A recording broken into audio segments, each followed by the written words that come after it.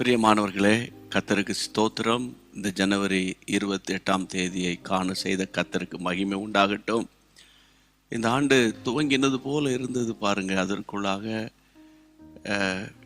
வருஷத்தின் முதல் மாதம் ஜனவரி மாதத்தின் கடைசி வார நாட்களில் வந்துட்டோம். கர்த்தருக்கு ஸ்தோத்திரம். பிரியமானவர்களே, இம்மட்டும் நடத்தினவர் இனிமேல் உங்களை நடத்துவார். ஆமேன். அனுதினமும் ஆவியானவரோடு நம்ம நடக்க பழகி கொண்டோம், நடந்து வருகிறோம். ஆனால் ஒன்றே ஒன்று சொல்கிறேன், திருப்தி அடைஞ்சிடாதீங்க. போதும், பைபிள் வாசித்தது, ஜெபம் பண்ணது, கூட்டங்களில் கலந்து கொண்டது, ஆன்லைன் மூலமாக கர்த்தருடைய வார்த்தை கேட்டது, ஞாயிற்றுக்கிழமை ஆராதனைகளுக்கு போனது, எல்லாம் போதும். அந்த எண்ணம் வந்துடக்கூடாது. உங்களுக்கு எப்போதும் ஒரு எண்ணம் இருந்துக்கிட்டே இருக்கணும். ஆவியானவரோடு நான் நடக்கணும், ஆவியானவரோடு நான் பேசணும் என்ற ஒரு எண்ணம் நமக்கு எப்போதுமே இருக்கட்டும். இன்றைக்கு ஆவியானவர் என்ன சொல்ல விரும்புகிறார் நான் வாசிக்கிறேன், நீங்கள் கவனிக்கணும். யோவான் 4ஆம் அதிகாரம் 39ஆம் வசனத்தில், நான் செய்த எல்லாவற்றையும் எனக்கு சொன்னார் என்று சாட்சி சொன்ன அந்த ஸ்திரீயினுடைய வார்த்தை நிமித்தம் அந்த ஊரில் உள்ள சமாரியரில் அநேகர் அவர் மேல் விசுவாசம் உள்ளவர்களானார்கள். இயேசுவை கண்டு கொண்ட சமாரியா பெண் கிணற்றண்டையில் இல்லையா, ஆண்டவரை தன் உள்ளத்துக்குள்ள ஏற்றுக்கொண்ட உடனே அந்த சந்தோஷத்தை அவங்களால அடக்க முடியல. நேராக தன்னுடைய கிராமத்துக்கு ஓடி போய், என் லைஃப்பில் என்னெல்லாம் நடந்துச்சோ, நான் எப்படிப்பட்டவளா இருந்தேனோ அப்படியே இயேசு ராஜா சொல்லிட்டாங்க, அவரை வந்து பாருங்க என்று அவங்க தங்கள் வாழ்க்கையில் இயேசுவை கண்ட விதத்தை சாட்சியாய் சொன்னார்களாம். அந்த வசனம் என்ன சொல்லுகிறது? அந்த ஸ்திரீயினுடைய வார்த்தை நிமித்தம் அந்த ஊரில் உள்ள சமாரியரில் அநேகர் விசுவாச ஜீவியத்துக்குள்ள வந்துட்டாங்க. அப்போ பரிசுத்த ஆவியானவருக்குள்ள நீங்க தினந்தோறும் ஆவியில நிரம்பி ஜெபிக்க ஜெபிக்க ஜெபிக்க உங்களை சாட்சியாய் வாழ அவர் உதவி செய்வார். அது ஒன்று.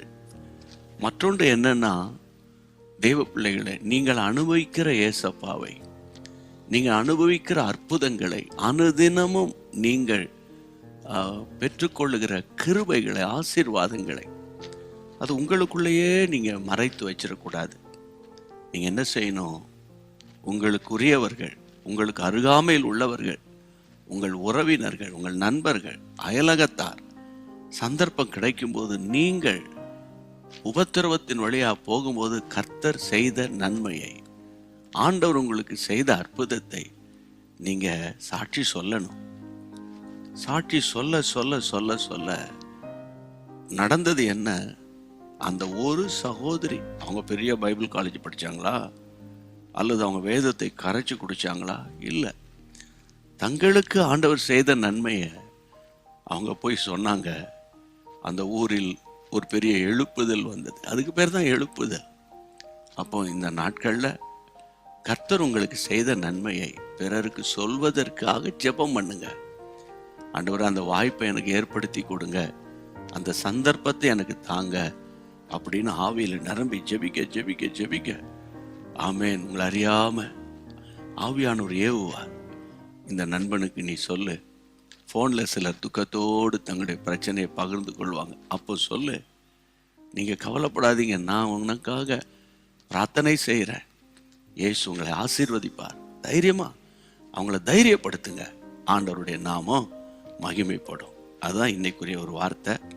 நீங்கள் விசுவாசத்தோடு செயல்படுத்தி பாருங்களேன், தேவனுடைய வல்லமையை பார்ப்போம். ஜெபம் பண்ணிடுவோமா? என்னோடு கூட சேர்ந்து, நல்ல பிதாவே, என் அன்பு பிள்ளைகள் கேட்ட இந்த சத்தியத்தை அவங்க தங்கள் வாழ்வில் அபியாசப்படுத்த கிருபைதார். நன்மையும் கிருபையும் தொடரட்டும். தேவ பிரசன்னத்தில் நம்முடைய பிள்ளைகளை காத்துக்கொள்ள கிருபைதார். ஆச்சரியமான கிரியைகளை செய்யும். இம்மட்டும் நடத்தின தேவன் இனிமேலும் நடத்தும். ஹல்லேலூயா. நம்முடைய பிள்ளைகளை சாட்சியாய் வாழ உதவி செய்யும். தேவ பிரசன்னத்தில் இருந்து நம்முடைய பிள்ளைகளை வாழ்த்துகிறேன். அவருடைய குடும்பம் தலைக்கட்டும், செழிக்கட்டும், ஓங்கி வளரட்டும். இயேசுவின் நாமத்தில் ஜெபம் கேளும் பிதாவே, ஆமேன். கர்த்தருக்கு ஸ்தோத்திரம். கர்த்தருக்குள்ளே சந்தோஷமா இருங்க. ஷேர் பண்ண மறக்கக்கூடாது. ஹிந்தி மொழி பேசுகிற மக்களுக்காக நல்ல ஜெபம் பண்ணுங்க. அவங்கெல்லாம் கர்த்தருக்குள்ள வரணும். சரியா?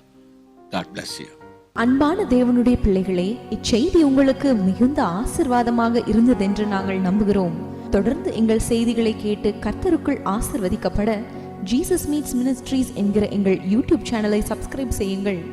மேலும் உங்கள் ஜெப உதவிக்கு எங்களோடு நீங்கள் தொடர்பு கொள்ள வேண்டிய தொலைபேசி எண் 9841252836 மற்றும் 7299546363. Email gpsrobinson@hotmail.com. கர்த்தர் உங்களை ஆசீர்வதிப்பாராக.